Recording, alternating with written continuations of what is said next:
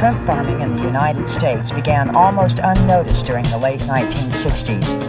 Worldwide production of farm-raised shrimp grew modestly the first 10 years, then increased rapidly from 30,000 metric tons in 1975 to 560,000 metric tons in 1988. Farm-raised shrimp now constitute about 1/4 of the world's supply, and the industry continues to grow. As with most agricultural crops, shrimp production is based on select species. These species are all members of the genus Penaeus that inhabit brackish and marine waters in tropical to temperate climates. Although many are cultivated to some extent, the great majority of production is attributed to 3 species: Penaeus vanameae, the Pacific white shrimp; Penaeus monodon, the black tiger shrimp; and Penaeus chinensis, the Chinese white shrimp. Each of these species is readily cultured to market size in 4 to 6 months using established procedures, and all receive a high value in the world market. The United States is a relatively small competitor in the international, multi-billion-dollar business of shrimp farming. While U.S. producers have immediate access to America's shrimp market, this market, open to international trade, is highly competitive. The potential is there for long-range growth, but it will require efficient and innovative techniques in production and marketing. Shrimp farming should not be considered an easy money business. The hatchery phase, which involves maturation, spawning, hatching, and larval development, requires stable, high salinity conditions, whereas for pond grow-out, estuarine conditions are acceptable. Often, hatchery and pond facilities are located at separate sites in order to meet their respective water quality needs. Water treatment, maturation, spawning, and larval rearing are the major components of a hatchery facility. The water treatment system should provide oceanic quality water with the following characteristics: salinity, 28 to 35 parts per thousand; temperature, 28 to 30 degrees centigrade; turbidity, nil; pH, 7.8 to 8.5; total ammonia and nitrite, less than 1/2 part per million; ionic composition, similar to seawater; and heavy metals and pesticides, nil. Physical facilities for water treatment usually include a seawater pipeline for access to source water, a reservoir for storage and settling of incoming water, a boiler and a corrosion-resistant heat exchanger for temperature control, rapid sand, diatomaceous earth, and/or cartridge filters for mechanical filtration, chlorine, ultraviolet light, or ozone for bacteriological and parasite control. The maturation component of the hatchery is designed to induce adult shrimp to mature and mate, after which they are transferred to a spawning area. The first step in the maturation process is to obtain adult shrimp either by capture from the wild or by culturing captive juveniles to adult size. Broodstock should weigh 40 to 100 grams each. The typical maturation system utilizes an indoor circular black tank, 4 to 8 meters in diameter, that is equipped with dim lighting and a recirculating seawater system. Brood shrimp are stocked at a density of 3 to 10 shrimp per square meter, using a 1-to-1 male to female ratio. After a week-long acclimation period, one of the eye stalks of each female is ablated. This process destroys the X-organ and sinus gland complex within the eye stalk and stimulates gonadal maturation. The maturation diet should include a complete pelleted feed supplemented with chopped squid, marine worms, or mussels. Feed is offered 3 to 5 times per day, and excess food is removed from the tank daily. Maturation of female shrimp in captivity is easily recognized by the dark lobes of the developing ovaries that are visible through the shell, extending from the back of the head to the tip of the tail. In order for the female to spawn viable eggs, mating must occur. During this process, a sperm packet of spermatophore is transferred from the base of the male's 5th pair of walking legs to the seminal receptacle of the female located at the base of her third pair of walking legs. Just before spawning, mature mated females are removed from the maturation tank, then placed in a smaller spawning tank that contains well-filtered, mildly aerated water to improve the hatching rate and the recovery of larvae. Females typically release 100,000 to 500,000 eggs per spawn. Eggs hatch 12 to 18 hours after spawning, and the hatching rate generally averages about 50%. Newly hatched larvae, called nauplii, can be separated from unhatched eggs and organic debris by attraction to dim light. Spent females are returned to their respective maturation tanks, where they remature in 1 to 3 weeks. A single female can spawn more than 10 times during her lifespan. The larval rearing component of the hatchery raises newly hatched nauplii to 3-week-old post-larvae that is suitable for pond stocking. As shrimp advance through larval stages, they undergo frequent and dramatic changes in appearance. Each change is called a metamorphosis. Nauplii must change to zoea and then to mysis before final metamorphosis to the post-larval stage. As nauplii, they have undeveloped mouthparts and subsist entirely on yolk.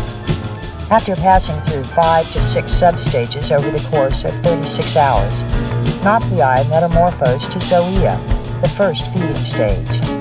Zoea feed primarily upon phytoplankton such as diatoms and flagellated green algae. Prepared dried feeds are also available as dietary supplements at each larval stage, but are not considered adequate as a complete diet. Because of the limited ability of zoea to seek out food, it is critical that the food density be maintained at adequate levels and kept in suspension by aerating the water column. After about 4 to 5 days as zoea, the mysis stage is reached. The larvae are now capable of more vigorous swimming and can readily feed on newly hatched larvae of Artemia, commonly known as brine shrimp. Mysis pass through 3 substages in the course of 3 to 4 days before metamorphosing to the post-larval stage. Before transfer to ponds, post-larvae are usually held in a larval rearing facility and fed a diet of Artemia larvae and prepared feed for 5 to 8 days beyond metamorphosis. Physical facilities and management methods used for larval rearing vary widely. Typical commercial tanks range in volume from 10 to 100 cubic meters, or about 2,500 to 25,000 gallons. Many hatchery managers prefer sloped or conical bottom larval tanks rather than flat tanks to improve water circulation. Larval rearing techniques are often classified as either intensive or extensive. Using the intensive or Galveston method, desirable species of phytoplankton are cultured in separate tanks, then fed to zoea, maintained at densities of 100 per liter or more in larval rearing tanks. This system requires careful monitoring of larval and food densities in rearing tanks, as well as considerable effort in maintaining algal cultures. The extensive or Japanese method utilizes larval densities of only 30 to 50 per liter and encourages, through fertilization, a phytoplankton bloom directly within the larval rearing tank. Although this system has the advantage of lower investment in labor, it affords less control than the intensive system. Post-larval shrimp can be grown to a marketable size of about 18 to 22 grams in 4 to 6 months at water temperatures greater than 25 degrees centigrade. However, growth is dramatically reduced at temperatures below 25 degrees, and mortality can occur in the range of 10 to 15 degrees. In the southern United States, pond water temperatures are above 25 degrees centigrade for 5 to 8 months only, depending on latitude. In these conditions, it is feasible to produce no more than 1 crop per year. A prerequisite to a successful grow-out operation is selection of an appropriate site, with water quality the primary consideration. The preferred salinity range is 15 to 25 parts per thousand, while an acceptable range is 5 to 40 parts per thousand. It's important to avoid areas subject to abrupt changes in salinity due to rainwater runoff. Do not base salinity evaluations on a single spot check because salinity can vary greatly with rainfall, tide, and season. Try to locate historic records for the area and examine long-term trends. A second major water quality concern is pollution. Agricultural areas receiving heavy applications of pesticides or herbicides should be avoided, as should areas with industrial or sewage pollution. The property selected for ponds should have impermeable soils with a clay content of at least 25%, relatively flat topography, and an elevation of 5 to 20 feet above sea level. Adequate elevation is often the most difficult criterion to fulfill, but it is needed for pond drainage. Other factors to consider are quality of roads, availability of fresh water, electric power, and local infrastructure. The pond itself is simply an earthen basin constructed partly by excavating soils from the bottom and partly by building up the perimeter levees. The water depth should be a minimum of 3 feet in the shallow end and slope to a depth of 5 feet to 6 feet in the deep end. The U.S. Soil Conservation Service offers local assistance in soil analysis and pond design. Although a wide variety of earth-moving equipment can be used to construct ponds, the most precise and efficient is the laser-controlled dirt buggy used routinely for land leveling applications. The water system for the ponds consists of a pump station, a water supply canal or pipeline, inlet and outlet control structures, and a drainage ditch. The size of the drainage culvert used for the outlet control structure of the shrimp pond is designed much larger than that for a typical fish pond. This is necessary to allow complete draining within about 8 hours to facilitate harvest. A concrete harvest box, designed to accept a submersible harvest pump, is generally incorporated into the outlet control structure of the pond. To avoid recycling of wastewater from the ponds, the discharge end of the drainage ditch should be positioned as far as possible from the pump station. The pump station is usually located at the shoreline for lifting water into the supply canal. A variety of pumps is used for this purpose, including axial flow, centrifugal, and submersible. In cases where the depth of water is shallow near the pump station, then dredging or an extended inlet pipeline is required. Provisions must be made in the water supply system for filtration to remove predators such as fish and crabs. Most farms simply install mesh bags or screen panels with 0.4 to 0.5 millimeter mesh to filter water just before it enters the pond. However, in order to minimize damage to native organisms, it may be necessary for new facilities to place screens before the pump or to install self-cleaning screens that return filtered organisms back to the bay. Management systems for commercial grow-out of post-larval shrimp to marketable size represent a continuum from natural ecosystems yielding very low production to highly controlled artificial environments yielding very high production. For ease of discussion, these continuum will be divided into 3 commonly used categories: extensive, semi-extensive, and intensive. Extensive systems are semi-natural systems that utilize little or no artificial feeds. Because shrimp must subsist solely on natural foods within the pond, stocking densities are low, generally less than 20,000 per acre. Consequently, extensive management is considered appropriate only when costs of acquiring land and constructing ponds are low. In the United States, this applies primarily to existing brackish water impoundments that are poorly designed for shrimp culture. Semi-intensive systems utilize moderate stocking densities in the range of 40,000 to 60,000 per acre.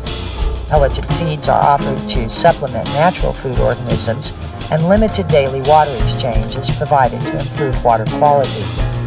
Production rates generally average about 1,000 pounds per acre.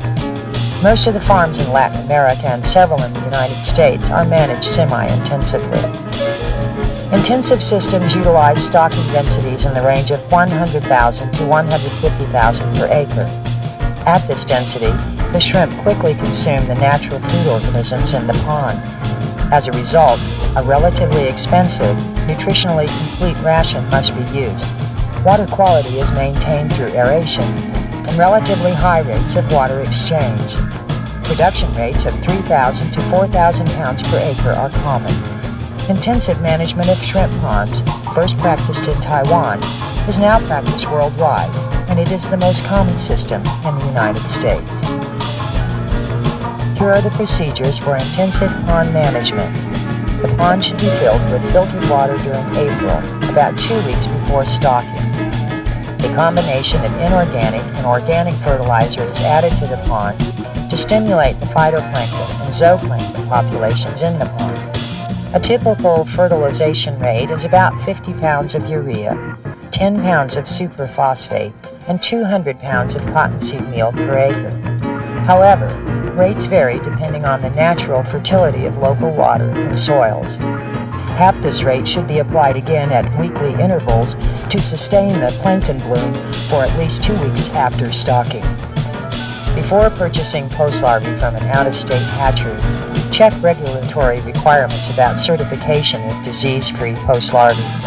Some hatcheries may be unable to provide required documents certifying that post larvae are free of non-indigenous viruses, bacteria, and parasites.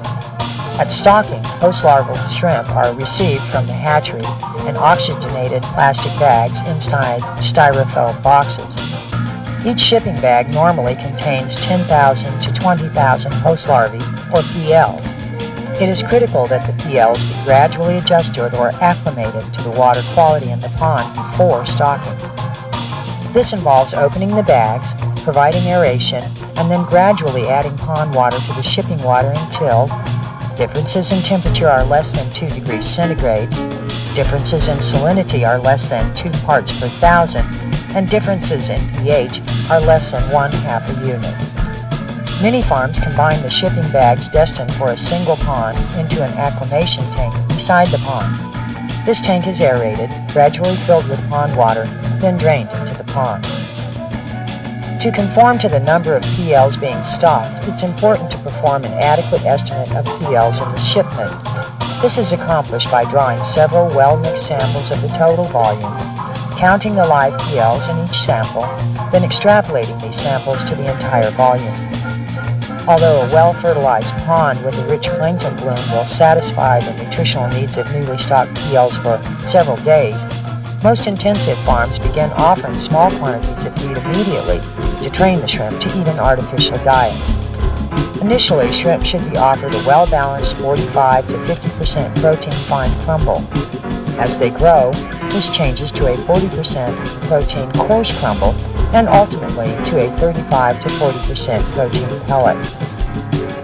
Feeding the appropriate amount is complicated by the inability to see the shrimp eating, unlike catfish and trout. During the first month, shrimp are fed based on assumed survival and growth rates. The amount of feed offered during this period is small, and the consequences of incorrect assumptions are relatively insignificant. However, at the start of the second month, it is important to adjust daily feeding amounts based on the actual consumption of the shrimp.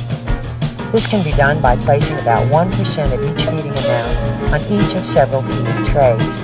These are analogous to dinner plates made out of netting that is loaded with the feed allotment, lowered to the bottom, then checked about 2 hours later to evaluate consumption. If all the feed on each tray is gone, then the feeding rate is increased by 5 to 10%.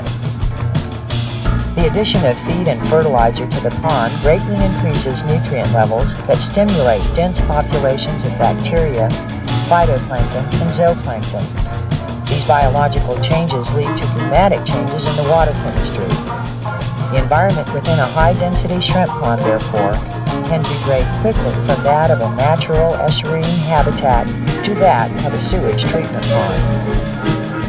During early morning hours, especially in the hot summer months, the high organic load in intensive ponds frequently leads to oxygen shortages, that is, levels less than 3 parts per million. Mechanical aeration is required to sustain suitable levels of dissolved oxygen. A variety of aquaculture aerators are available, including paddle wheels, aspirating jets, and air injection systems. Paddle wheels are the most common aerators. Usually 3 to 4 horsepower of aeration is used per acre of pond area. To To evaluate water quality in intensive ponds, it is necessary to routinely monitor several parameters, including temperature, salinity, dissolved oxygen, pH, ammonia, nitrite, and hydrogen sulfide. Many of the parameters are relatively constant in pond systems and can be measured on a weekly basis. However, dissolved oxygen fluctuates erratically and should be checked at least once each day at dawn. Hydrogen sulfide is difficult to measure chemically at the parts per billion level. As an alternative, the pond manager should monitor the pond bottom for accumulation of black sludge with a characteristic rotten egg odor. Most problems with deteriorating water quality can be solved by early detection and use of increased aeration and water exchange. Water exchange rates are usually increased at monthly intervals from 5% in the first month, 10% in the second, 15 to 20% in the third, and 20 to 30% from the fourth until harvest. Seldom is it cost-effective to use chemicals or antibiotics for water treatment in ponds. Shrimp are susceptible to a variety of viral, bacterial, and parasitic diseases, but disease outbreaks are generally a secondary effect of stress associated with poor water quality or nutrition. The most effective method of preventing disease is to manage water quality to prevent stressful episodes such as low dissolved oxygen and to offer appropriate quantities of a well-balanced feed. If sick or dying shrimp are observed in the pond, arrange to send samples to your extension fish disease specialist for diagnosis. Without an accurate diagnosis, the appropriate treatment method cannot be determined. If ponds are constructed with a sloped bottom and a large drain, they can be harvested by draining the shrimp out with the water. This procedure involves slowly lowering the water level by 50% during the day before the harvest. Then, on harvest day, the remaining 50% is released quickly to drain the pond within about 8 hours. Shrimp generally hold back until the final 6 to 12 inches of water leaves the pond. Then they swim out through the drain pipe. Most American farms minimize harvesting labor by using a submersible pump designed originally for live harvesting of trout. This allows them to lift the live shrimp directly to a dewatering tower, after which they tumble into an ice bath. The shrimp are then conveyed to a scale for weighing in 50-pound lots. Finally, they must be packed between alternating layers of ice to hold their temperature near freezing. Because shrimp have a limited shelf life on ice, arrangements are generally made to have them processed and frozen at a shrimp processing plant. The typical processing procedure involves deheading, grading into size classes, weighing, packing into 5-pound waxed cardboard boxes, then freezing with a thin glaze. Marketing is one of the most overlooked yet essential aspects of shrimp farming. If shrimp are sold as a standard commodity item, they will compete directly with inexpensive imports. The successful farmer will seek innovative niche markets that offer a premium for shrimp produced or packed in a specific way. For example, rather than a 5-pound cardboard box designed for wholesale distribution, the farmer might arrange to have his product packed in a 1-pound transparent vacuum pack for retail distribution. Shrimp farming in the United States is a new business without a track record of success. Although America offers a large and immediate market, international competition is strong.